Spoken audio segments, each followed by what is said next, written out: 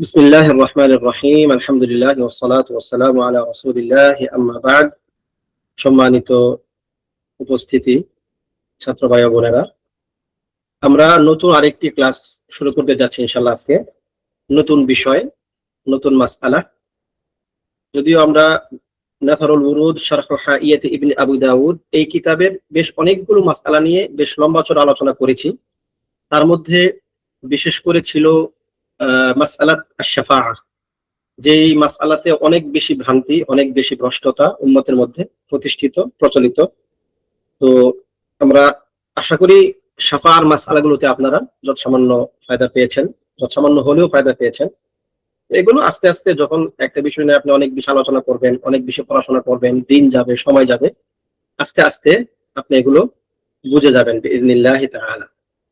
আজকে নতুন একটি আলোচনা, নতুন একটি বিষয়, যেমনটা আপনার স্ক্রিনে দেখতে পাচ্ছেন, ওয়ালা তুকফিরান আহলাস সালাতি ওয়া ইন আসাউ ফাকুল্লুহুম ইয়াসি ওয়া যুল আরশি ইয়াসফাহু। ওয়ালা তুকফিরান, লেখক বলতেছেন যে ওয়ালা তুকফিরান, তুমি তাকফির করবে না। কাকে? আহলাস সালাতি, যারা সালাত পড়ে তাদেরকে, যারা সালাত পড়ে তুমি তাদেরকে তাকফির করবে না। ওয়া ইন আসাউ, যদিও তারা আল্লাহর অবাধ্য হয়, যদিও তারা আল্লাহ তাআলার অবাধ্য হয়।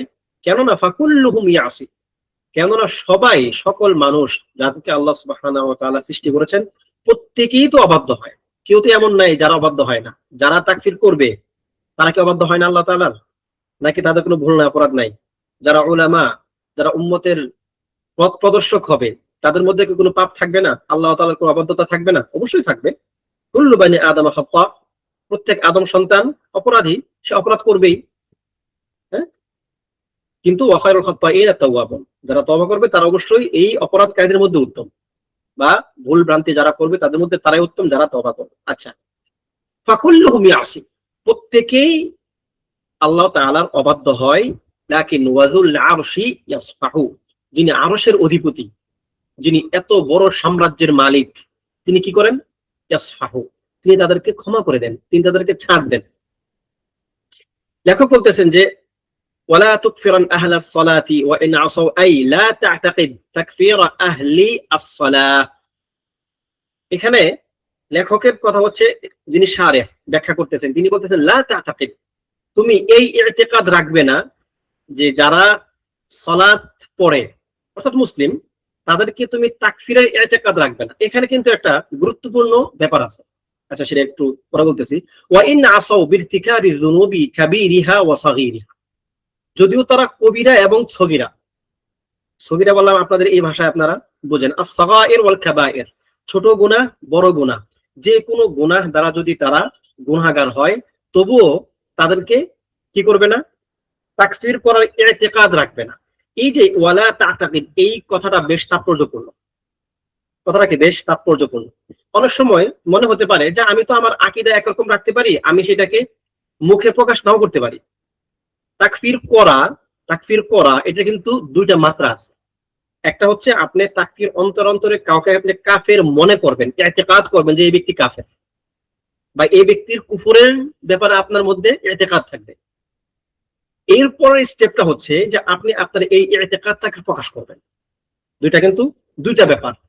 তো ইতিকাদ প্রকাশ করাকেই মনে হয় অনেক সময় আমরা তাকফির বুঝি, যে তাকফির মানে হচ্ছে মানে কাউকে কাফের বলে সেটাকে প্রকাশ করা, না, জরুরি না।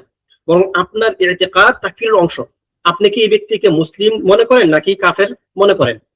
অনেক সময় দেখবেন যেটা আমি প্রকাশ করতেছি না, তো সমস্যা কি? আমার অন্তর অন্তরে আছে না, কারণ আপনার এই ইতিকাদের উপরে এই ব্যক্তির প্রতি আপনার আচরণ ডিপেন্ড করবে, আপনার ইতিকাদের উপরে এই ব্যক্তির সঙ্গে আপনার সম্পর্ক ডিপেন্ড করবে। এই ব্যক্তিকে আপনি দেখলে সালাম দিবেন, কেন সালাম দিবেন? কারণ সে মুসলিম। কিন্তু যদি আপনি ইতিকাদ থাকে আপনার, জানেন এই ব্যক্তি মুসলিমই না, তাকে আপনি সালাম দিতে পারবেন না, কেননা সালাম হচ্ছে মুসলিম ব্যক্তির জন্য।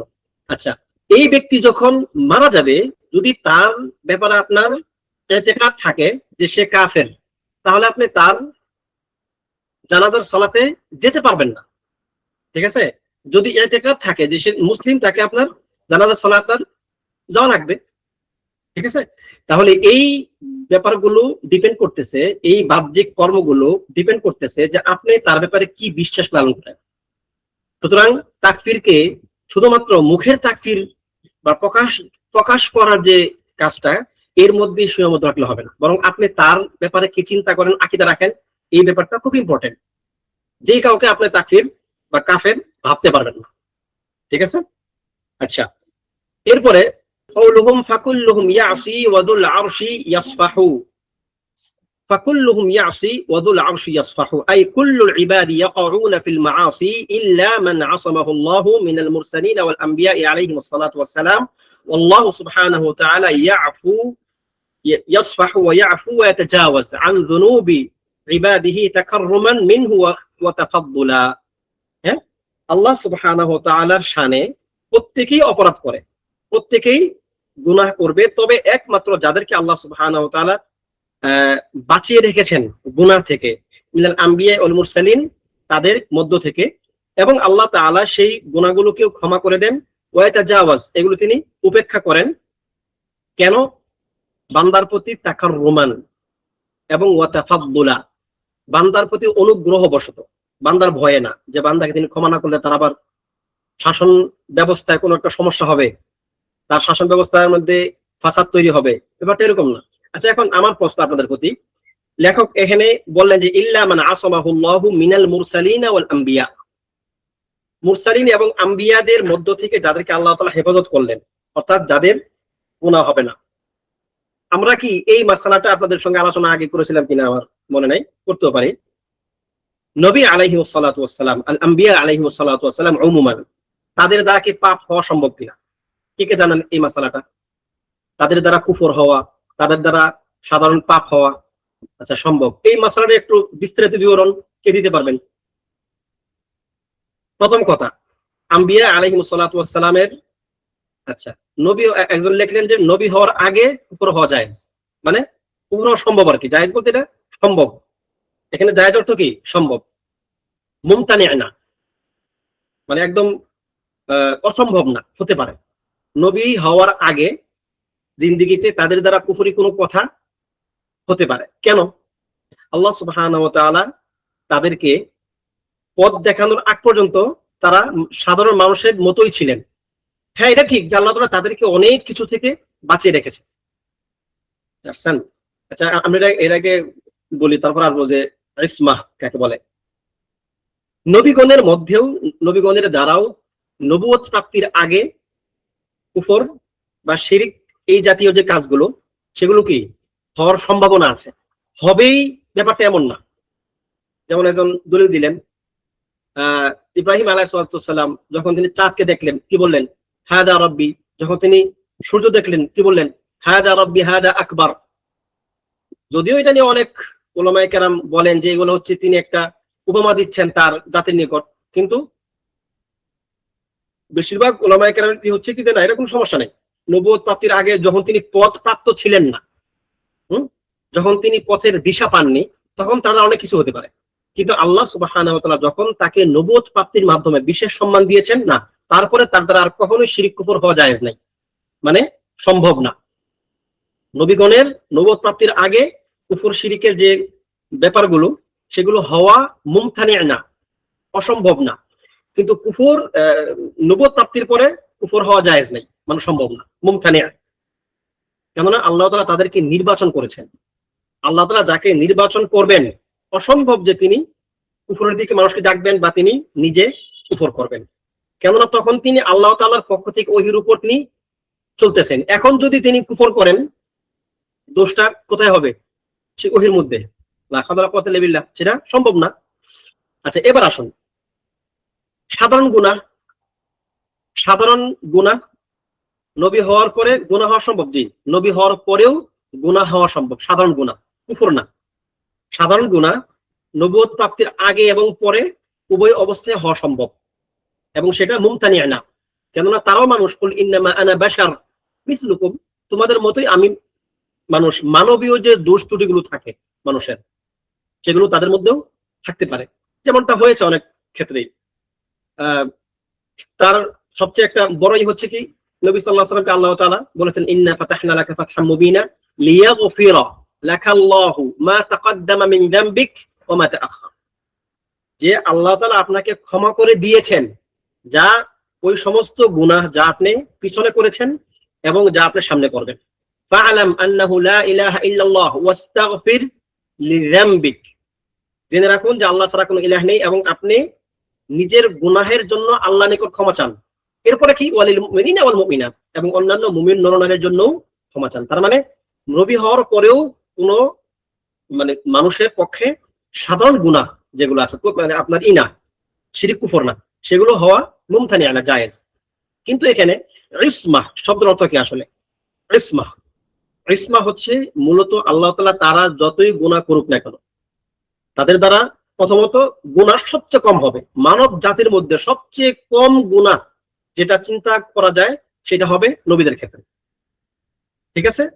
কিন্তু তাদের ওই সমস্ত গুনাহগুলি আল্লাহ তাআলা যেগুলো সাধারণত ত্রুটি, এগুলো গুনাহ না বলে বলা যায় কি ত্রুটি বিচ্যুতি, মানবীয় ত্রুটি বিচ্যুতি। এই মানবীয় ত্রুটি বিচ্যুতিগুলো আল্লাহ সুবহানাহু ওয়া তাআলা তাদেরকে ক্ষমা করে দিয়েছেন। তো যাদেরকে আল্লাহ সুবহানাহু ওয়া তাআলা নিশ্চিতভাবেই ক্ষমার ঘোষণা দিয়েছেন যে তাদেরকে তিনি ক্ষমা করে দিয়েছেন, শেষ, তাদের আর প্রকৃত অর্থে কি তাদের কোনো গুনাহই নাই আসলে, ঠিক আছে? তাহলে ওই বিবেচনায় আল্লাহ তাআলা তাদেরকে ইসমাহ দিয়েছেন, তিনি তাদেরকে রক্ষা করেছেন গুনাহ থেকে।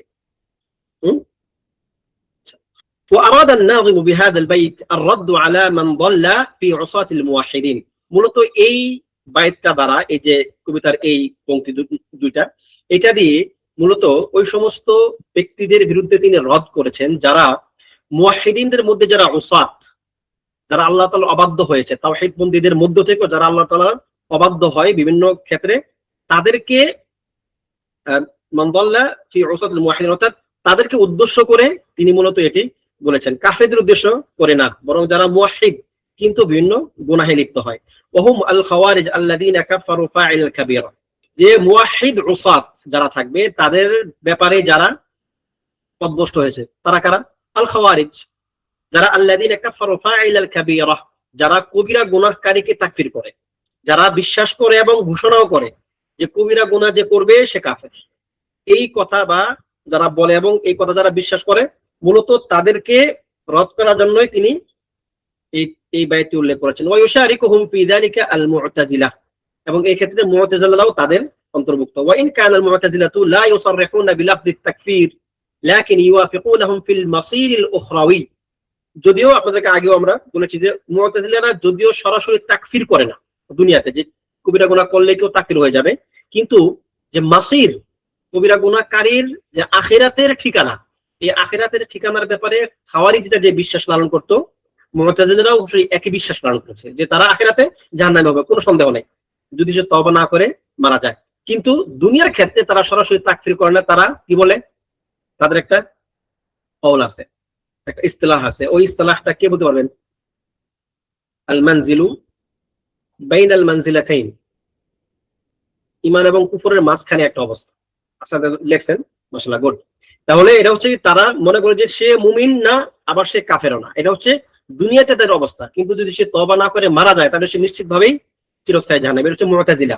আর খাওয়ারিজরা হচ্ছে সে দুনিয়াতেও কাফের, তার সঙ্গে তাকফিরের যে আচরণ সেটা তারা করবে, এবং আখিরাতেও তারা চিরস্থায়ী জাহান্নামী। লা হাওলা ওয়ালা কুওয়াতা ইল্লা বিল্লাহ।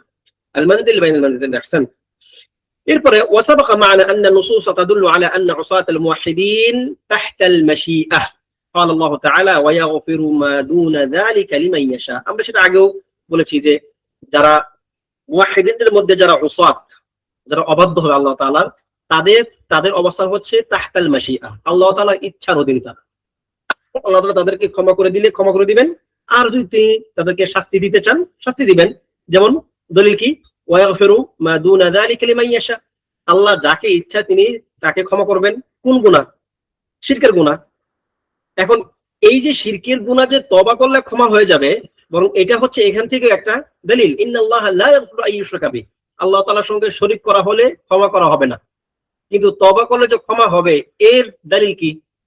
শিরকের গুনাহ তওবা করলে ক্ষমা হয়ে যাবে, এর দলিল সূরা ফুরকান। আহসান, আবু আফিয়া একদম সঠিকটা বলছেন। সূরাতু আল ফুরকান, লা ইয়াদউনা মা আল্লাহি ইলাহান আখার ওয়া লা ইয়াজনুন, ওই একটা ওয়া মান ইয়াফআল যালিকা ইয়ালকা আসামা, এরপর আয়াত হচ্ছে, এটা আমাদের যে মুশাহিদ, ইল্লা মান তাবা ওয়া আমানা ওয়া আমিলা আমালান সালিহান ফাউলাইকা ইউবাদদিলুল্লাহু সাইয়্যাতিহিম হাসানাত। আল্লাহ তাআলা তার আগের আয়াতে তাদের জিনার কথা বললেন, আল্লাহর সঙ্গে অন্য কাউকে ডাকার কথা বললেন, শিরকের কথা বললেন, সাধারণ গুনাহগুলোর কথা উল্লেখ করে বললেন যে এই কাজগুলো যে করবে তাদের জন্য রয়েছে কঠিন শাস্তি, দ্বিগুণ শাস্তি। কিন্তু ইল্লা মান তাবা ওয়া আমানা ওয়া আমিলা আমালান সালিহান, যে তওবা করবে, আল্লাহর প্রতি ঈমান আনবে এবং সৎ কর্ম করবে, ফাউলাইকা ইউবাদদিলুল্লাহু সাইয়্যাতিহিম হাসানাত, আল্লাহ তাআলা তাদেরকে শুধু ক্ষমা করবেন না, বরং তাদের আগের গুনাহগুলোকে তিনি সওয়াবে পরিণত করে দিবেন। আল্লাহু আকবার। এটা হচ্ছে মির রাহমাতিল্লাহ তাকাররুমান ওয়া তাফাদ্দুলান মিনাল্লাহি আযজা ওয়া জাল্লা লিইবাদিহি। আল্লাহ তাআলার বান্দার প্রতি তার যে অতিরিক্ত দয়া, তার যে অতিমাত্রায় মানে মায়া, এর একটা বহিঃপ্রকাশ হচ্ছে এটা, যে তুমি শুধু তওবা করো, তওবা করার পরে বাকিটা আমার দায়িত্ব। সুবহানাল্লাহ। তাহলে এটা হচ্ছে যারা শিরক করবে তাদের ক্ষেত্রে ওইটা। আর ইতিহাস থেকে দলিল কি? সকল সাহাবায়ে আজমাইন যারা ঈমান আনার আগে জাহেলি জীবন যাপনে ছিলেন, তারা প্রত্যেকে মুশরিক ছিলেন। তারা কি? প্রত্যেকেই মুশরিক ছিলেন। এবং তারা পরবর্তীতে প্রত্যেকেই আবার, আমি প্রধান প্রধান সাহাবীদের কথা বলতেছি, আল্লাহ তাআলা তাদেরকে আবার জান্নাতের সুসংবাদ দিয়েছেন। তার মানে কি আগের সকল গুনাহ ক্ষমা হয়ে গিয়েছে। ঠিক আছে? আচ্ছা, এবার আসুন মাযহাবু আহলি সুন্নাত ওয়াল জামাআহ ফি হাযিহিল মাসআলা। এই মাসআলায় আহলুস সুন্নাহ ওয়াল জামাআর মাযহাবটা কি আসলে? হুয়া আল মাযহাবুল ওয়াসাতুল হক, এটি হচ্ছে মধ্যমপন্থী সঠিক মাযহাব। আহলুস সুন্নাহ ওয়াল জামাআহ সবসময় কি মাঝখানে থাকে। হাইসু লা ইয়াকাফিরুনা সাহিবাল কাবীরা, একদিক থেকে তারা বড় গুনাহকারীকে, কবিরা গুনাহকারীকে তারা তাকফির করে না। কামা আন্নাহুম আইযান লা ইয়াকুলুনা আনহু কামিলাল ঈমান, কিন্তু তারা আবার তার ব্যাপারে এটাও বলে না যে সে একদম পরিপূর্ণ ঈমানদার, সে জিবরাইলের মতো ঈমানদার না।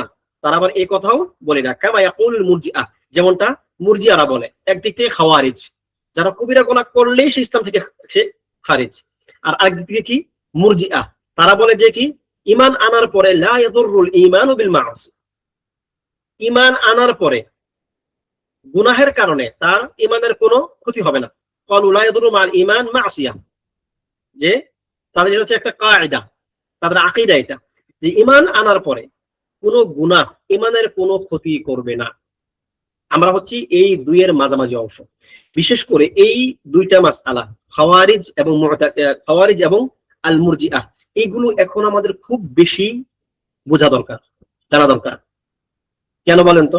কারণ এইগুলোর বাস্তব প্রতিফলন এখনো আমাদের সমাজে বিদ্যমান। শুধু আমাদের সমাজ বলতে আমাদের বাংলাদেশের সমাজের কথা বলছি না, আমি বলতেছি পুরো ওয়ার্ল্ড ওয়াইড মুসলিম সমাজগুলোর মধ্যে এখনো এই দুইটা মাসআলা নিয়ে অনেক বেশি সচেতনতা, অনেক বেশি আলাপ থাকা দরকার। কেননা এখানে এখনো মানুষের মধ্যে হয় কেউ কেউ পথভ্রষ্ট হওয়া অবস্থায় আছে, আর কারো কারোর মধ্যে ভুল আছে অ্যাটলিস্ট এই মাসআলাগুলোতে। ঠিক আছে? অযথায় কাউকে মুরজিআহ বানা দেওয়া হচ্ছে, আবার অযথায় কাউকে কি খাওয়ারিজ বানিয়ে দেওয়া হচ্ছে। আবার অনেকে আছে মুরজিআহ, সে নিজে একদম খাঁটি মুরজিআহ, কিন্তু তার ব্যাপারে কোনো কিছু ভাবাই হচ্ছে না। এটা একটা মুশকিল। ইরজাই, দেখেন ইরজাই আকীদা বর্তমানে প্রচুর, অনেক ইরজাই আকীদা আছে। অনেক মানুষ সে ইরজাগ্রস্ত, মানে ইরজাই আকীদা দ্বারা সে আক্রান্ত। যদিও তাদেরকে আপনি সরাসরি মুরজিআহ বলতে পারবেন না। কেন? কারণ তার আকীদা, দেখেন লা ইয়াদুরু মাল ঈমানি মা'সিয়াহ, এই কথা বলার এখন আসলে কেউ নাই তেমন। যদিও যারা বলে যে আসলুল ঈমান, যখন আপনারা আল আকীদা তাহাউইয়াতে পড়েছেন যে কি আহলুল ঈমানি ফিল আসলি সাওয়া, যে সকল ঈমানদারগণই মৌলিকভাবে একই সমান। যদি এই আকীদা কারো থাকে, আর যদি সে মনে করে যে ঈমান লা ইয়াতাবাআদ, ঈমান লা ইয়াতাজাজ্জা, মানে ঈমান ভাগ হয় না। ঠিক আছে? ঈমান হচ্ছে একটা একক শব্দের নাম, হয় ঈমান থাকলে সবটা থাকবে, নয় সবটা যাবে। যদি এই আকীদা কারো থাকে তাহলে সে আপনার ইরজাগ্রস্ত হয়ে যাবে, এটা ঠিক। কিন্তু সরাসরি এই কথা এখন আর কেউ আসলে তেমন ভাবে কি বলে না যে লা ইয়াদুরু মাল ঈমানি মা'সিয়া, ঈমান আনার পরে কোনো গুনাহ তার উপর কোনো প্রভাব ফেলে না, এই কথা সরাসরি এখন আর কেউ তেমন বলে না। কিন্তু যেমনটা আমরা আগে জানলাম যে কদরের মাসআলাতে সরাসরি জাবরিয়াদের একদম সরাসরি কথা যেমন এখনো কেউ বলে না, কিন্তু আশায়রা এবং মাতুরিদিয়া কি ওই জাবরিয়া আকীদা দ্বারা প্রভাবিত। ঠিক আছে? ঠিক তদ্রুপ সরাসরি ইরজা এর এই আকীদা না বললেও ইরজা এই আকীদার যে বহিঃপ্রকাশ, বা যে কাজগুলোর কারণে মানুষ মুরজিয়া ছিল একটা সময়, ওই আকীদাগুলো এখনো মানুষের মধ্যে এখনো বিদ্যমান কার্যকর ভাবে। মানুষ মনে করে যে এটা করলে মনে কোনো সমস্যা নেই, মানে তার সামনে কুফর হচ্ছে, শিরিক হচ্ছে, কিন্তু এটাকে সে কিছু মনে করে নাই। কেন? সে তো ইমানদার, সে তো মুসলিম। এই মুসলিম মার্কা দিয়ে তার সমস্ত গুনাহগুলোকে ছোট করে দেখা হচ্ছে না। এটা খাতা, এটা খাতা না, এটা এক প্রকার জারিমা, এটা অপরাধ। মানে আপনি এই জায়গায় যদি ভুল করেন, তাহলে আপনার দাওয়া, আপনার নেশা, আপনার যত প্রকার মানে আপনার সমাজ বিনির্মাণে আপনার যতগুলো কার্যক্রম আছে, সবগুলো কার্যক্রমে এটা আপনাকে প্রভাব ফেলবে। কেন?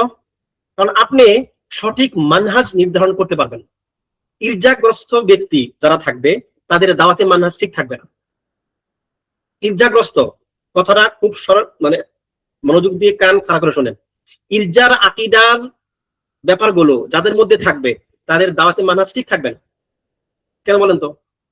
কে বুঝতে পারবেন? ইরজাগ্রস্ত ব্যক্তিদের আকীদা, যাদের মধ্যে ইরজাগ্রস্ততা থাকবে, তাদের দাওয়াতে মানহাজ ঠিক থাকবে না। কেন? মা হুয়া সাবাব? কারণ দরকার কি হাসান? মানে এটাই একটু সুন্দর মতন আর কি, একটা আনুষ্ঠানিক ভাষায় কে বলতে পারবেন? যেই সমস্যাটা এখন অধিকাংশ অনারব দেশগুলোতে, আরব দেশগুলোতে এটা কম, এই সমস্যাটা কম, নাই একদম এটা না, আছে তবে কম, কারণ সেখানে এগুলো নিয়ে চর্চা অনেক বেশি হয়। আর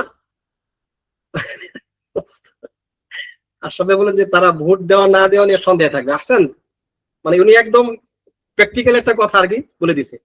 দেখেন, এটা অনারব দেশগুলোতে ব্যাপক পরিমাণে আছে, এটা ব্যাপক পরিমাণে আছে। বাংলাদেশ তো ভরপুর, বাংলাদেশে যারা দাওয়াতি কাজ করেন, আল্লাহুল মুস্তাআন, আল্লাহ তাআলা তাদেরকে মানে হেদায়েত দান করুন। এই দোয়া করা ছাড়া আর কোনো কাজ নেই আমাদের। মানুষের এই ইর্জাগ্রস্ততা মানুষের দাওয়াতি মানহাজকে একদম ভেঙে চুরে একদম চুরমার করে দেয়, নষ্ট করে দেয়। তখন তার কাছে আউলাউইয়াত থাকে না। তখন তার কাছে মনে হয় যে একজন ব্যক্তি চুরি করতেছে, কত জঘন্য অপরাধ, জিনা করতেছে, কত জঘন্য অপরাধ, কিন্তু একজন ব্যক্তির মধ্যে ইমানের সমস্যা, তো প্রবলেম কি? এটা তো সামান্য ব্যাপার। কেন? কারণ তার ওই যে ভিতরে সমস্যা আছে, তার মধ্যে ইরজাগ্রস্ততা আছে, যে একজন ব্যক্তি ইমান তো আনছে, আর কাজ কি?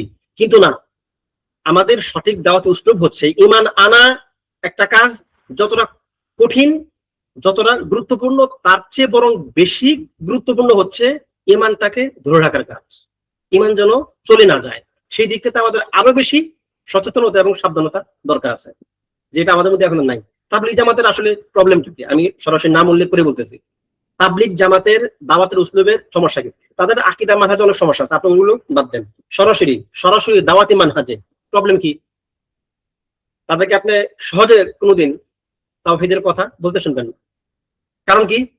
তারা মনে করে সবাই তো মুসলমান, মানে আমার সামনে যা আছে সব মুসলিম এবং তাদের ইমান একদম সলিড, কোনো প্রবলেম নাই তাদের ইমানের মধ্যে। তাদের সমস্যা আমলে। দেখছেন, এই ইতিকাদের সমস্যা হইলে কি হয়?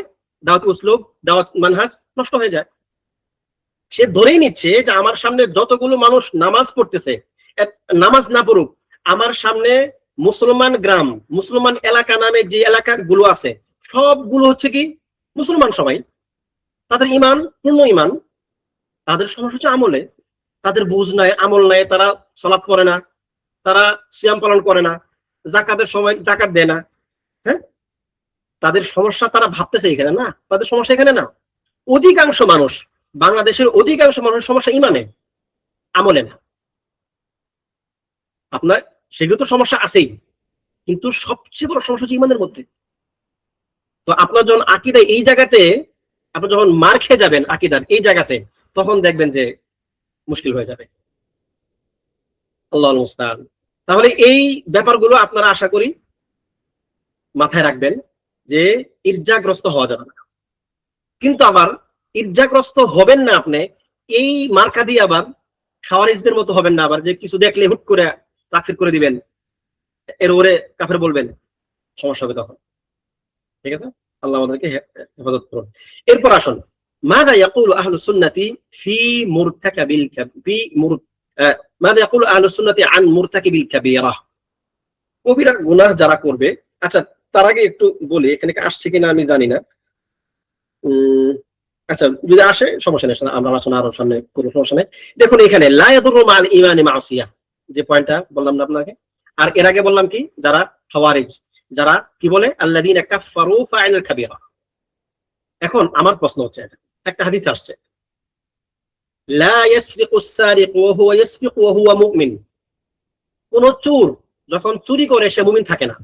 ওয়া লা ইয়াজনিজ জানি ওয়া হুয়া ইয়াজনি ওয়া হুয়া মুমিন, কোন জিনাহকারী যখন সে জিনা করে তখন সে মুমিন থাকে না।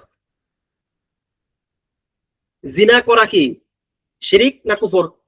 কি বলবেন? চুরি করা শিরিক না কুফর? কার জানা আছে? চুরি করা শিরিক না কুফর? গুনাহ। গুনাহ তো অবশ্যই। শিরিক না কুফর? আহসান, কবিরা গুনাহ। জিনা করা কবিরা গুনাহ। তাহলে এখানে কেন হাদিসে আসলো লা ইয়াজনিজ জানি ওয়া হুয়া ইয়াজনি ওয়া হুয়া মুমিন, যে সে মুমিন থাকবে না জিনা করা অবস্থায়? মানে কি, একজন লিখলেন এটা গুনাহের কাজটাকে গুরুত্ব দেওয়ার জন্য বলা হয়েছে এক প্রকার, কিন্তু এটা পরিপূর্ণ না। মানে আরো স্পষ্ট একটা উত্তর আছে, কে কে জানেন? যেমন হাদিসে আসছে কোন মুমিন মিথ্যা বলতে পারে না, অজ্ঞ হয়ে যারা আল্লাহর শাস্তি থেকে না। একটাও ওই ওই যে যেটা আমি চাচ্ছি উত্তরটা পরে আসতেছে না, গুনাহের ওই মুহূর্তে ইমান থাকে না। মানে কি তাহলে রিয়াজুল ভাই বলতেছেন যে গুনাহের ওই মুহূর্তে কাফের থাকে? আবু আহমদ বললেন যে গুনাহ তখন ইমান চলে যাবে, মুসলিম থাকে কিন্তু মুমিন থাকে না। আহসান, আহসান, রায়েব ভাই সঠিক জায়গায় হাত দিছেন। দেখুন এখানে ইমান থাকে না বলতে সে কামিলাল ইমান থাকে না, তার মধ্যে পরিপূর্ণ ইমান থাকে না, কিন্তু সে মুসলিমের অবস্থাতে নেমে আসে। আমরা সবাই জানি মুসলমানদের বা দিনের স্তর কয়টা? দিনের স্তর কয়টা? তিনটা। একটা কি আল ইসলাম, মুসলিম হবে সে, তারপরে ঈমান, মুমিন হবে, তারপরে সে মুহসিন হবে। তো লা ইয়াজনি জানি ওয়া হুয়া ইয়াজনি ওয়া হুয়া মুমিন, কোন জিনাকারী জিনা করা অবস্থায় মুমিন থাকে না, তার মানে তার ঈমান নাকস হয়ে যায়, সে মুসলিমে নেমে আসে, সে মুসলিম থাকে, তখনও তার কি ঈমানের দাবিতে সে একদমই যে মিথ্যাবাদী তা না, বরং তার ঈমানের স্তরটা নেমে আসে। যেমন আপনি এরকম অনেকগুলো হাদিস পাবেন, লা ইউমিনু আহাদুকুম হাত্তা হাত্তা ইউহিব্বা লিআখিহি মা ইউহিব্বু লিনাফসি, তোমাদের মধ্যে কেউ ঈমানদার হতে পারবে না যতক্ষণ না সে নিজের জন্য যা ভালোবাসে সেটা অন্য ভাইয়ের জন্য ভালো না বাসে। তার মানে কি, নিজের জন্য যদি পছন্দ না করেন, নিজের জন্য যা পছন্দ করেন সেটা অন্য ভাইয়ের জন্য পছন্দ না করা কি কুফর নাই? না, বরং আপনার ঈমানের নাকস চলে আসবে। তারপরে মানে এই টাইপের যতগুলো আপনারাই দেখবেন হাদিস, দেখবেন এই সেই, হ্যাঁ, এই টাইপের যতগুলো দেখবেন প্রায় সবগুলা কি তার ঈমান নাকস হয়, তার ঈমান সে শূন্য হয়ে যায় না।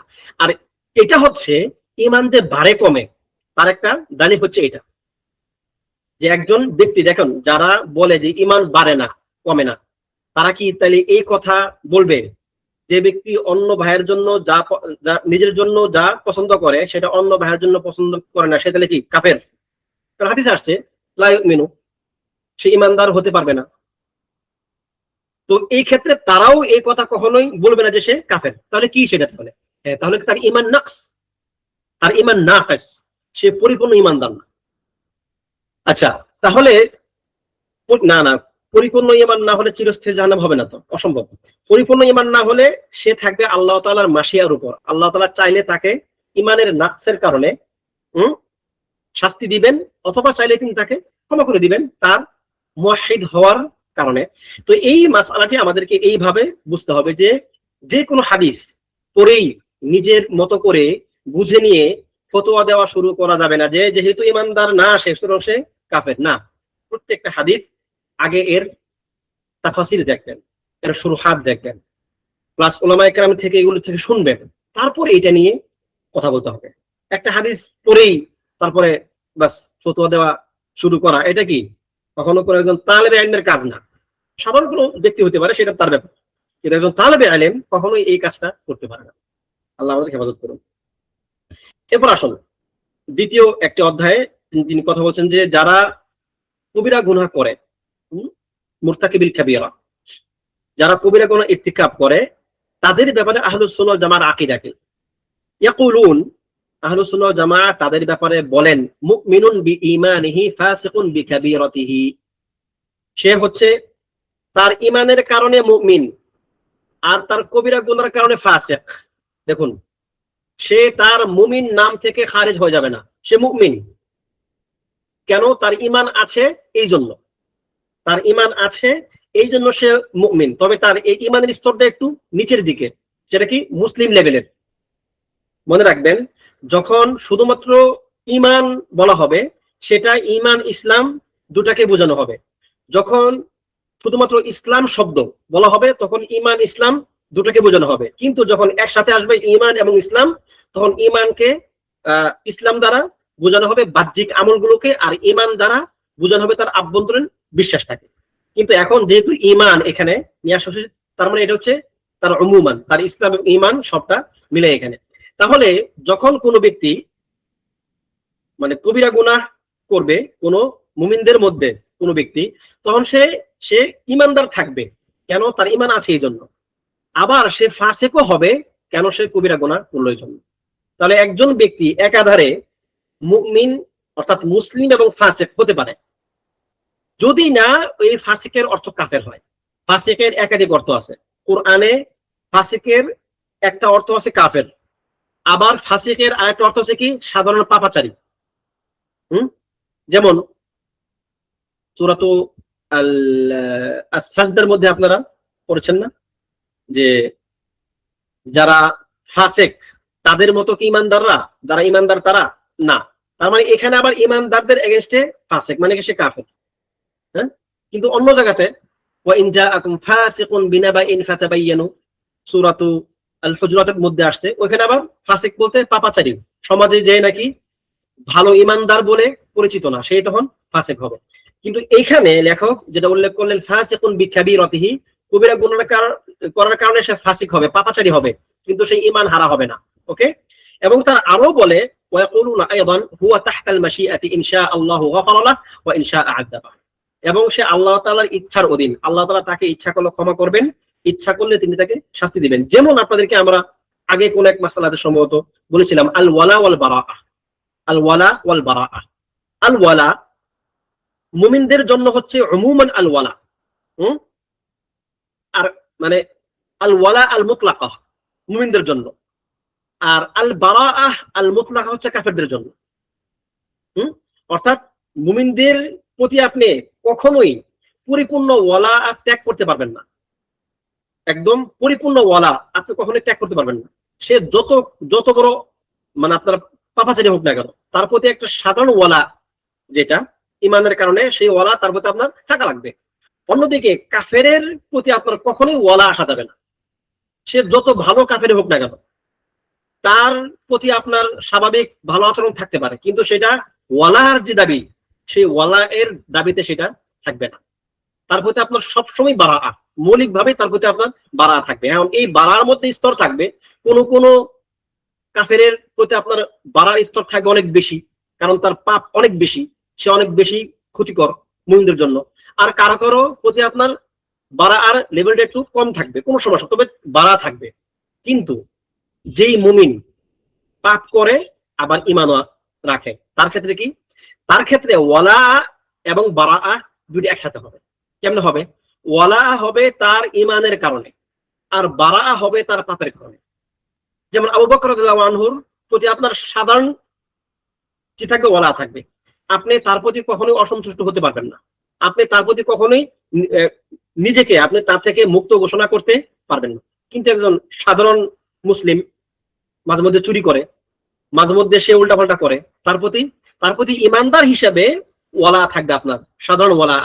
কিন্তু তার ফুসুক, তার ইসিয়ান, এই কারণে তার প্রতি আপনার বারাআ থাকবে। কিন্তু এই বারাআটা চূড়ান্ত লেভেলে যাবে না। যে বারাআটা আপনি কাফেরদের সঙ্গে করেন, এই বারাআটা আপনি একজন পাপাচারী মুসলিমের জন্য করতে পারবেন না। তার প্রতি আপনার বারাআ আলা হাসাব মাসিয়াতি, গুনাহের যে লেভেল ওই অনুযায়ী তার প্রতি আপনার বারাআ থাকবে। একজন ব্যক্তি ফিসকে চোর, মানুষের চুরি করে, কম চুরি করে, 2-5 টাকা চুরি করে। আরেকজন হচ্ছে কি ডাকাত, ও চুরি করে কিন্তু ও মানুষের অনেক বেশি টাকা চুরি করে। দুইজনের প্রতি আপনার বারাআ থাকবে। কিন্তু যে ছোট চোর, কম ক্ষতিকর, তার প্রতি বাড়ার লেভেল থাকবে একটু কম, কারণ তার পাপ ছোট। পাপ ছোট বলতে কি, ক্ষতির বিবেচনায় আর কি। আর যে নাকি বড় চোর, ডাকাত, সন্ত্রাস, তার প্রতি আপনার বাড়া থাকবে তত বড়। বোঝা গেল? ঠিক তো দ্রুব এখানে মুমিন ইমানের কারণে সে মুমিন, আর ফুসুকের কারণে সে ফাসিক। ইতিদাল আহসান, মানে আপনাকে এটা একটা ব্যালেন্স করে চলতে হবে। وبهذا يكون أهل السنة قد أعملوا جميع الأدلة التي تتعلق بالخوف والرجاء। দেখুন এর মাধ্যমে মূলত আহলুস সুন্নাহ ওয়াল জামাআহ যত আয়াতগুলো আসছে, যত দলিলগুলো আসছে খাউফ এবং রাজা, আল্লাহ তাআলার শাস্তিকে ভয় করা এবং তার রহমতের আশা করা, এই মর্মে যতগুলো নুসুস আসছে সবগুলোকেই তারা আমল করে মূলত এর মাধ্যমে, এই সমন্বয়ের মাধ্যমে, ইতিদালের মাধ্যমে। একজন মুমিনের ব্যাপারে তার আশঙ্কাও আছে যে আল্লাহ তাআলা তাকে শাস্তি দিতেও পারেন, তবে তার ব্যাপারে আবার আশাও আছে যে আল্লাহ তাআলা তাকে ক্ষমাও করতে পারেন। যেহেতু শাস্তি এবং ক্ষমতা উভয়টাকে আল্লাহ তাআলার নিয়ন্ত্রণাধীন, তার ক্ষেত্রে মুওয়াহিদ ব্যক্তির ক্ষেত্রে তারা পাপের কারণে আল্লাহ তাআলা তাকে ক্ষমাও শাস্তিও দিতে পারেন, আবার তিনি তাকে ক্ষমাও করতে পারেন। খিলাফাল লিল খাওয়ারিজি ওয়াল মু'তাজিলাহ আল্লাযীনা আ'মালু আদিল্লাতাল খাউফি ওয়া আহমালু আদিল্লাতার রাজা। বিপরীতে খাওয়ারিজ এবং মু'তাজিলা এই দুই সম্প্রদায় যতগুলো খাউফের আয়াতগুলো আছে, দলিলগুলো আছে, সবগুলো তারা আমল করেছে। যত আশঙ্কার দলিলগুলো আছে, খালিদিনা ফিহা আবাদা, আপনার ইয়াদখুলুনা জাহান্নাম, এই টাইপের যত আয়াতগুলো আছে সবগুলো তারা পরিপূর্ণ আমল করেছে। কিন্তু ওয়া আহমালু আদিল্লাতার রাজা, এই যে আশা, আল্লাহ তাআলার রহমত থেকে নিরাশ না হওয়া, তার পক্ষ থেকে রহমতের আশা করা, এই ব্যাপারগুলো তারা পরিপূর্ণ ইহমাল করেছে বা উপেক্ষা করেছে। যেগুলো শুধু শাদীদ, সেই আয়াতগুলো তারা স্বীকার করেছে। এই জন্য আমরা আপনাদেরকে শেষ করি। ওয়া খিলাফাল লিল মুরজিআহ আল্লাযীনা আ'মালু আদিল্লাতার রাজা, বিপরীতে যারা মুরজিআহ তারা আবার যত আশার আয়াতগুলো আছে, আশার দলিলগুলো আছে, যেগুলোর মাধ্যমে একজন ব্যক্তি শুধু আশাই করতে পারে, ওইগুলোর যত আমল সব তাদের মধ্যে আছে। আল্লাহ তাআলা অনেক রহিম, তিনি অনেক দয়ালু, কিন্তু তিনি যে শাদীদুল ইকাব, তিনি যে আজিজুন যুনতিকাম, এই ব্যাপারগুলো তাদের মধ্যে নাই। ওয়া আহমালু আদিল্লাতাল খাউফ, যত ভয়ঙ্কর আপনার ভয়াবহ যে আয়াতগুলো আছে, ভয়ের সৃষ্টি করবে, ওই আয়াতগুলো তারা ইহমাল করছে, উপেক্ষা করছে। এই জন্য আপনাদেরকে আমরা বলি, বারবার বলি, আবারও বলতেছি যে আল্লাহ সুবহানাহু ওয়া তাআলার আসমা ও সিফাত, এই জ্ঞান যার থাকবে না, সে আল্লাহ তাআলার কাছে পরিপূর্ণ সে নিজেকে উপস্থাপন করতেই পারবে না। কি বলতে পারবেন আল্লাহ তাআলার আসমা এবং বিশেষ করে আল্লাহ তাআলার সিফাত গুলো এক বিবেচনায় বলেছিলাম দুই প্রকার, যেগুলো তার দয়ার উদ্রেক করে যেই সিফাত গুলোর মাধ্যমে, সেগুলো কি, আর যেগুলো তার শাস্তি করে, জালাল, জামালি না বলে ভিডিও চালু করবেন না, সাবধান। আহসান, জালালি না, ওই যে ডিলেকশন গুড, মাশাআল্লাহ, তবে সিফাতুল জালাল, জালাল বলবেন। সিফাতুল জালাল, একটা হচ্ছে সিফাতুল জামাল, একটা হচ্ছে আল্লাহ তাআলার সিফাতুল জামাল, মিম দিয়ে জামাল। এগুলো হচ্ছে যে আয়াত, আপনার নাম থেকে বুঝতে পারতেছেন জামাল মানে কি, সুন্দর, নরম, কোমল, নমনীয় ইত্যাদি। যে সিফাত গুলো আল্লাহ তাআলার রহমতকে ব্যক্তির মধ্যে রহমতের আশা যোগায়। তিনি রউফ, তিনি গফুর, তিনি গফফার, তিনি তিনি কি বলে এটাকে, আরো এরকম আছে না, তিনি ওয়াদুদ। হ্যাঁ, এই টাইপের যত সিফাত গুলো আছে, নামগুলো আছে, যে নামগুলো ব্যক্তির মধ্যে আশার সঞ্চার করে, যে সে যত গুনাহ করুক না কেন, তার রব এমন একজন যিনি সমস্ত গুনাহ ক্ষমা করতে পারেন, যিনি বান্দাকে ভালোবাসেন। মা ইয়াফআলুল্লাহু বিআযাবিকুম ইন শাকারতুম ওয়া আমানতুম, তোমাদেরকে শাস্তি দিয়ে আল্লাহ তাআলার কি উপকার যদি তোমরা আল্লাহ তাআলার প্রতি ঈমান আনো, মানে আল্লাহ তাআলা তোমাকে শাস্তি দিয়ে তার কি লাভ, মানে এই ব্যাপারগুলো যেই সিফাতগুলো নিয়ে আসে, এটাকে বলা হয় সিফাতুল জামাল। বিপরীতে যেগুলো আল্লাহ তাআলা শাস্তির ব্যাপারে ভয়ের উদ্রেক করে, যেমন তিনি আজিজ, তিনি শাদীদুল ইকাব, তারপরে তিনি হচ্ছেন, মানে এই টাইপের যে আয়াতগুলো আছে, যুল জালালি ওয়াল ইকরাম, জালাল একদিকে, জালাল মানে কি অত্যন্ত পাওয়ারফুল একজন মানুষ, এই যে আপনার মুহাইমিন, তিনি অত্যন্ত শক্তিশালী, তিনি আল কাউই, তিনি আল কাদির ইত্যাদি, তিনি আল কাহার, তিনি আল জব্বার। হ্যাঁ, এই যে সিফাতগুলো, যেগুলো মানে আল্লাহ তাআলার রাজত্ব, তার ক্ষমতা, তার বড়ত্ব, তার মাহাত্ম্য, তিনি যে কাউকে পাকড়াও করেন, ওই শক্তি, সেগুলোকে মনে করায় দেয়, সেগুলো কি সিফাতুল জালাল। এই দুইটা যদি আপনি মাথায় একসাথে না রাখেন, পাশাপাশি না রাখেন, তাহলে হয় আপনি খাওয়ারিজদের মতো একদম মানে আল্লাহ তাআলার যে দয়া, সেখান থেকে নিরাশ হয়ে গিয়ে শুধু তার শাস্তিগুলোই দেখবেন, অথবা মুরজিয়াদের মতো আল্লাহ তাআলার শুধু রহমতগুলোই দেখবেন, তার শাস্তিকে দেখবেন। দুইটা মুশকিল। আর রাজাউ ওয়াল খাউফ, দুইটা হচ্ছে আপনার আল আমন ওয়াল ইয়াসের মুতাদাম্মিন। এটা আপনার হাদিসে কি বলে, বিভিন্ন আকীদার কিতাবে আসছে, আর রাজা আল খাউফ অথবা আল আমন ওয়াল কি বলে, আল আমন ওয়াল ইয়াস ইয়ানকুলানি আনিল মিল্লাহ। অতিমাত্রায় আল্লাহ তাআলার শাস্তি থেকে নিজেকে নিরাপদ বোধ করা, মানে কি খাউফ না থাকা, শুধু রজা করা। আবার অতিমাত্রায় আল্লাহ তাআলার শাস্তিকে ভয় করে তার রহমত থেকে নিরাশ হয়ে যাওয়া, মানে আল ইয়াস, দুইটাই মানুষকে ইসলাম থেকে খারিজ করে দেয়। সুতরাং দুইটা ব্যাপার যেন পাশাপাশি আপনার মধ্যে থাকে। আল্লাহ তাআলা আমাদেরকে সেই তৌফিক দান করুন। ওয়ালা তা'তাকিদ রা'য়াল খাওয়ারিজ ইন্নাহু মাকালুন লামান ইয়াহওয়াহু ইউরদি ওয়া ইয়াফদাহু। বলতেছেন ওয়ালা তা'তাকিদ রা'য়াল খাওয়ারিজ ইন্নাহু। في هذا البيت صرح الناظم رحمه الله بالتحذير من منهج الخوارج الذين خرجوا عن جادة الحق، وكان أول ظهور لهم في عهد علي بن أبي طالب، حيث خرجوا عليه بدعوى أنه حكم الرجال والله يقول إن الحكم إلا لله. বলতেছেন যে ওয়ালা তাহতাকিদ রা'য়াল খাওয়ারিজ, তোমরা খাওয়ারিজদের রা'ইকে গ্রহণ করবে না, খাওয়ারিজদের মতো ইতিকাদ রাখবে না।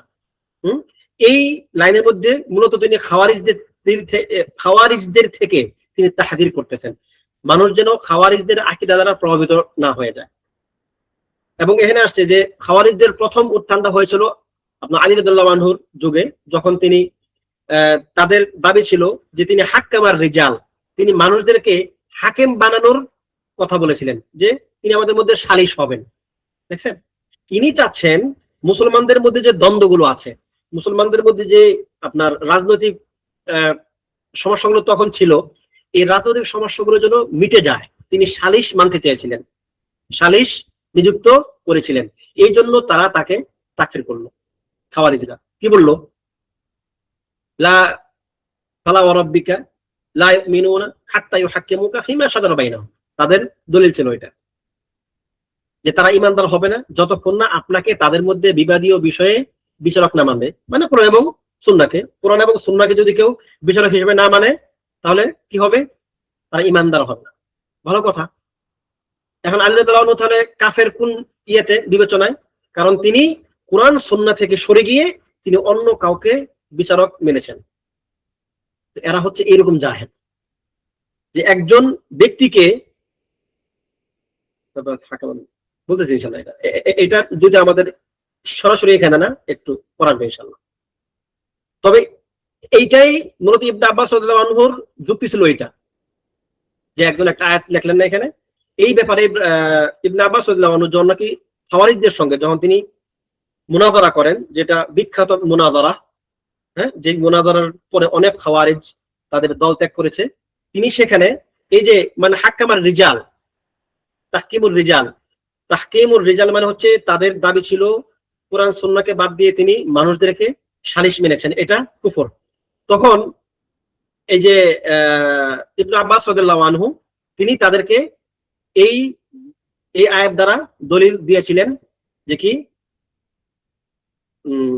যদি তাদের মধ্যে ওয়া ইন খিফতুম শিকাকা বাইনিহিমা ফাবআসু হাকামান মিন আহলিহি ওয়া হাকামান মিন আহলিহা, স্বামী স্ত্রীর মধ্যে যদি গন্ডগোল বেঁধে যায়, যদি তাদের মধ্যে তোমরা কোনো শিকাক এর আশঙ্কা করো, ঝগড়া বিবাদ বা দ্বন্দ্বের আশঙ্কা করো, তাহলে এই পরিবার থেকে একজন এবং ওই পরিবার থেকে একজনকে তোমরা সালিশ বানাও।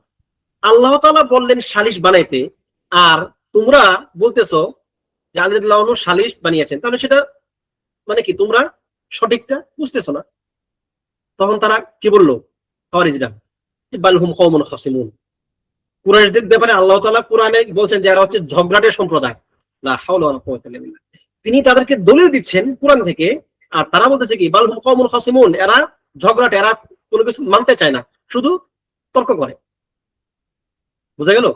তো এই ছিল অবস্থা যে তারা যখন এরকম একটা যুক্তি দিল, তখন ইবনে আব্বাস রাদিয়াল্লাহু আনহু তাদেরকে এই আয়াত দ্বারা দলিল দিলেন যে না, এখানে তাহকিমুর রিজাল মানে কি, কোরআন সুন্নাহ দিয়েই বিচার হবে, কিন্তু বিচারটা করবে কে?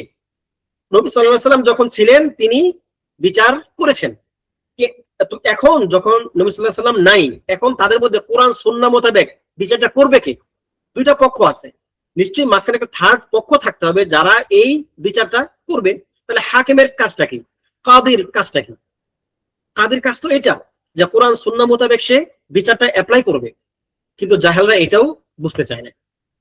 ঠিক আছে, তারা সরাসরি আলী রাদিয়াল্লাহু আনহুকে তাকফির করেছে এবং মুয়াবিয়াকে তাকফির করেছে, তারপর আমর বিন আস রাদিয়াল্লাহু আনহুকে তাকফির করেছে। সবাইকে তারা হত্যা করতে চেয়েছিল, কিন্তু একজনকে তারা হত্যা করতে সক্ষম হয়েছে, তিনি হচ্ছে আলী বিন আবি তালিব রাদিয়াল্লাহু আনহু। ও আচ্ছা, এখানে তো আসছে এটা, আমি খেয়ালই করি নাই, নিচে মাসালের সবাই আসছে। ওয়াকাদ নাযারাহুম হাবরুল উম্মতি ইবনে আব্বাস রাদিয়াল্লাহু আনহু ওয়া রাদ্দা আলাইহিম হাযিহি শুবহা মিন ইদ্দাতি আওজুহ। এবং ইবনে আব্বাস রাদিয়াল্লাহু আনহু, যাকে বলা হয় হাবরুল উম্মাহ, উম্মতের হাবর মানে উম্মতের মহাপণ্ডিত, তিনি তিনি তাদের সঙ্গে এই ব্যাপারে কি মুনাজারা করেছেন কয়েকটা দিক থেকে। একটা হচ্ছে কি আল ওয়াজহুল আউয়াল আন্নাল্লাহ হাক্কামার রিজালা ফিল ওয়াজিবি আলাল মুহরিম ইদা সাদ সাইদান। যখন মুহরিম ব্যক্তি ইহরাম অবস্থায় শিকার করে কোনো কিছু, শিকার তো হারাম, আপনারা সেটা সবাই জানেন যে মুহরিম অবস্থায় যে কোনো প্রকার শিকার করা হারাম। ঠিক আছে, কিন্তু আবার সমুদ্রের প্রাণী শিকার করা যাবে, সমস্যা নাই। উহিল্লা লাকুম সাইদুল বাহরি ওয়া তা'আমুহু মাতাআন লাকুম ওয়া লিস-সাইয়ারা, সেটা। ওয়া হাররামা আলাইকুম সাইদুল বাররি ইল্লা মা দুমতুম হুরুমা। সাইদুল বার যেটা জমিনের উপরের যে শিকার, সেগুলো মুহরিম অবস্থায় করা জায়েজ নাই। ওই ক্ষেত্রে আল্লাহ তাআলা যারা এই সাইদ করবে, শিকার যারা করবে যে কোনো কিছু, তাদের ব্যাপারে ফয়সালার জন্য আল্লাহ তাআলা মানুষদেরকে বিচারক বানাতে বলেছেন। ইয়াহকুমু বিহি যাওয়া আদলিম মিনকুম, তোমাদের মধ্য থেকে যে নাকি একজন পরিপূর্ণ আদেল ইনসাফওয়ালা ব্যক্তি, জ্ঞানী গুণী ব্যক্তি, সে তাদের মধ্যে এটা নিয়ে বিচার ফয়সালা করে দিবে যে সে তার কাফারা কি হবে। ঠিক আছে, দ্বিতীয় দিক হচ্ছে আল্লাহ হাক্কামা রিজালা ফি মাসআলাতিন নুশুজ। স্বামী স্ত্রীর মধ্যে যে বিবাদগুলো হয়, বিবাদীয় বিষয়ে আল্লাহ তাআলা মানুষদেরকে তাহকিম করেছেন, অর্থাৎ তিনি তাদেরকে হাকিম নিযুক্ত করেছেন। সেটাকে ওয়াইন খিফতুম শিকাকা বাইনিহিমা ফাবআথু হাকামান মিন আহলিহি ওয়া হাকামান মিন আহলিহা, যেটা আমরা একটু আগেই পড়লাম একটা, যে যখন স্বামী স্ত্রীর মধ্যে কোনো গ্যাঞ্জাম হওয়ার আশঙ্কা থাকবে, তখন স্বামীর পরিবারের পক্ষ থেকে একজন এবং স্ত্রীর পরিবারের পক্ষ থেকে একজনকে বিচারক নিযুক্ত করতে হবে।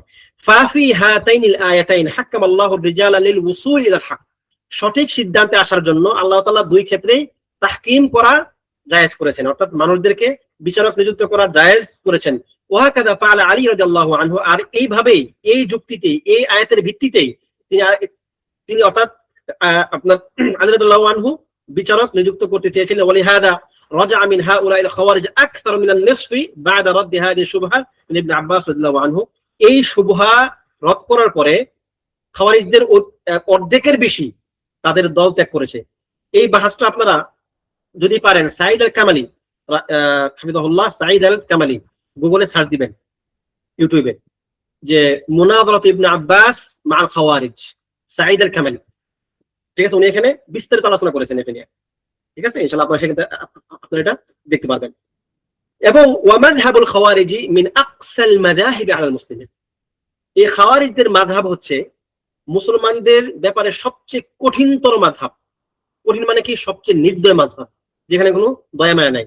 শাইখুল ইসলাম ইবনে তাইমিয়া রাহিমাহুল্লাহ বলেছেন, ওয়াকাদ ইত্তাফাকা আহলুল ইলমি আন্না আ'যামা আস-সুয়ুফ আল্লাতী সালাত আলা আহলিল কিবলাতি ইন্নামা হুয়া মিনাল মুনতাসিবিনা ইলাইহি।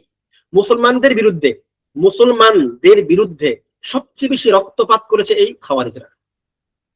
রক্তপাত যদি কেউ করে থাকে সবচেয়ে বেশি, তাহলে কি এই খাওয়ারিজরা করেছে। ওয়া আ'যামুল ফাসাদ আল্লাযী জারা আলাল মুসলিমিনা মিম্মা ইয়ানতাসিবু ইলা আহলিল কিবলা, এবং সবচেয়ে বড় ফাসাদ এই মানুষগুলাই তৈরি করেছিল, মুসলমানদের ব্যাপারে সবচেয়ে বড় ফাসাদ এরা তৈরি করেছিল। আপনি দেখুন সাহাবীদের সময়, লা হাওলা ওয়ালা কুওয়াতা ইল্লা বিল্লাহ, যেখানে আল্লাহ রাসূল সাল্লাল্লাহু আলাইহি সাল্লামের অনেকগুলো সাহাবী, হাজার হাজার সাহাবী তখন তারা জীবিত, এই অবস্থায় তাদের জীবদ্দশায় এরকম ভয়াবহ রক্তপাত খাওয়ারিজরা করেছিল। এরপরে তো আরো আছে, প্রচুর আছে। তারা কোথায় কোথায় তারা রক্তপাত করে। এজন্য ওলামায়ে কেরাম বলেন যে যাদের মধ্যে রক্তপাতের নেশা আছে, অযথাই কোন কারণ ছাড়াই, কেউ কেউ তো তাদেরকে খাওয়ারিজ ডাইরেক্ট বলে, কিন্তু আমি সেটার পক্ষপাতী না। তবে তাদের মধ্যে খাওয়ারিজ যে একটা লক্ষণ আছে, এটা তো আপনাকে মানতে হবে।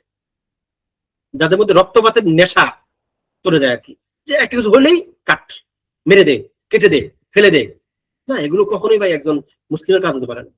রুহামা উবাইনা, মুসলিমরা থাকবে তাদের নিজেদের ব্যাপারে সবচেয়ে দয়াশীল। তারা কেন কিছু হইলেই মারতে চাইবে? তারা কেন কোনো কিছু হইলে হুমকি দিবে? কেন সেটা? ঠিক আছে। ওয়াজা আল ওয়াঈদু আলা التساهل في التكفير في الصحيحين من اثر ابو ذر من حديث ابي ذر। আবার বিপরীতে না এই তাকফিরের ব্যাপারে যারা তাসাহুল করে, মানে তাকফিরের মাসআলাটাকে যারা নরমাল করে নেয়, যে মনে চাইলেও তাকফির করে দিব, তাকফিরের মাসআলাতে যারা নরমাল করে নেয় তাদের ব্যাপারে অনেক ওয়াইদ আসছে, অনেক হুমকি আসছে। যেটা হচ্ছে আবু যার রাদিয়াল্লাহু আনহুর একটি হাদিস যা সাহিহাইনে উল্লেখ করা হয়েছে, যেখানে বলা হয়েছে ওয়ামান দাআ রাজুলান বিল কুফর আও ক্বালা আদুউল্লাহ ওয়া লাইসা কাযালিক ইল্লা হারা আলাইহি। যে ব্যক্তি কোনো আরেক মুমিন ভাইকে বা আরেক মুমিনকে যে বলবে যে সে কাফের অথবা তুমি আল্লাহর দুশমন, যদি সে আসলে সেরকম না হয় তাহলে ওই কথাটা তার দিকে ফিরে আসবে। এটা বড় ধরনের একটা ব্যাপার। এই ব্যাপারটাতে আমাদের অনেক বেশি সাবধান থাকা দরকার, যে কাউকে আমার মনে চাইছে বিদায় তাকে আমি তাকফির করে দিলাম, না, এটা জায়েজ নাই। তাকফির আপনি কখনোই করবেন না।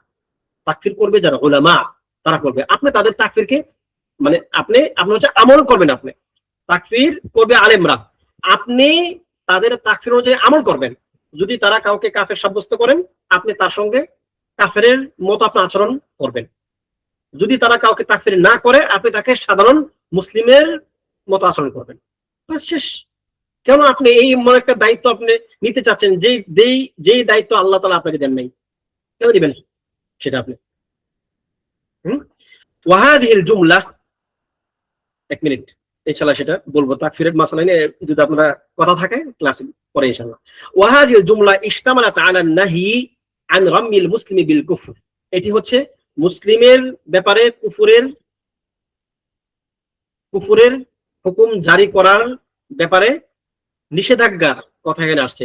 আউল আলফাযিল্লাতি তাহমিলু হাযাল মা'না কাকাউলিল কাইলি লিআখিহিল মুসলিম ইয়া আদুওয়াল্লাহ।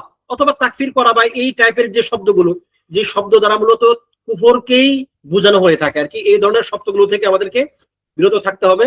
কেননা ফাহাদাত তাকফির আউর রামি বিহাদিল আলফাজ ইয়াউদু ইলা কাইলিহি, এটা যে ব্যক্তি বলবে তার নিকট ফিরে আসবে যদি সে সেরকম না হয়। ইল্লাম ইয়াকুন আর রামিউ বিযালিকা আহলান লিযালিক কামা হুয়া যাহিরুল হাদিস। যদি ওই ব্যক্তি এই তাকফিরের উপযুক্ত না হয়, তাহলে কি এই তাকফির তার দিকে ফিরে আসবে।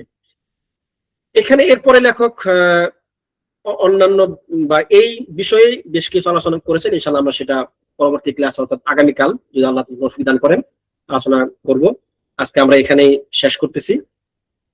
ওয়া সাল্লাল্লাহু ওয়া সাল্লামা আলা নাবিয়িনা মুহাম্মদ ওয়া আলা আলিহি ওয়া সাহবিহি আজমাইন।